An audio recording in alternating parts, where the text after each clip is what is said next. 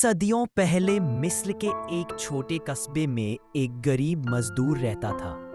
उसका नाम यूसुफ था। दिन रात ईंटें खोता, मजदूरी करता ताकि अपनी बूढ़ी माँ और छोटी बहन का पेट भर सके। मगर हालात इतने तंग थे कि कई बार कई दिन तक उनके घर का चूल्हा ठंडा रहता। यूसुफ की माँ अक्सर बीमार रहती और दवा की सख्त ज़रूरत थी, लेकिन मजदूर बेटा 1000 कोशिशों के बावजूद 1 रुपया तक जमा न कर पाया। हर रात जब वह थका हारा घर लौटता तो माँ को दर्द से कराहते देख उसका दिल रो उठता। उसकी बहन अक्सर कहती, भैया क्यों ना हम मोहल्ले के अमीर लोगों से मदद मांग ले।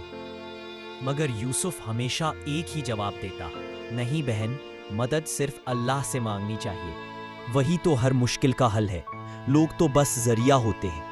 रातें गुजरती गईं, माँ की बीमारी बढ़ती गई और यूसुफ का सब्र भी आजमाया जाता रहा, मगर उसके यकीन में कभी कमी ना आई।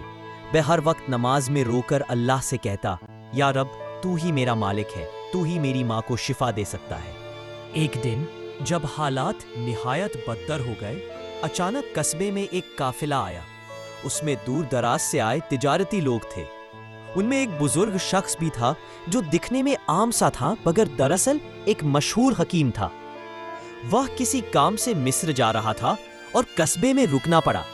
शाम के वक्त जब यूसुफ मस्जिद में नमाज पढ़ रहा था, वही हकीम उसके पास आया और कहा, बेटा तुम बहुत थके हुए लगते हो, क्या बात है? यूसुफ ने कुछ छुपाया नहीं और पूरी हालत बयान कर दी। हकीम ने गौर से सुना और अचानक मुस्कुरा दिया। बोला, अल्लाह ने मुझे यही तुम्हारे लिए भेजा है। फौरन यूसुफ के घर गया, बूढ़ी माँ को देखा, उनका इलाज किया और अपनी दवाइयों से शिफा बख्शी। चंद दिनों में माँ बिल्कुल तंदुरुस्त हो गई। हकीम ने जाते जाते यूसुफ को कुछ पैसे और रोजगार के लिए औजार भी दे दी।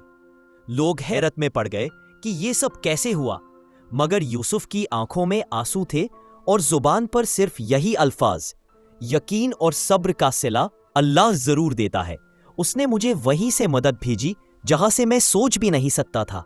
सबत दोस्तों, इस कहानी से हमें यही सीखने को मिलता है कि मुश्किल कितनी भी बड़ी क्यों ना हो, दिल से सिर्फ अल्लाह को पुकारो। जब इंसान हार मान लेता है तो कुदरत उसके लिए वो दरवाजे खोल देती है जो उसके तसव्वुर में भी नहीं होते।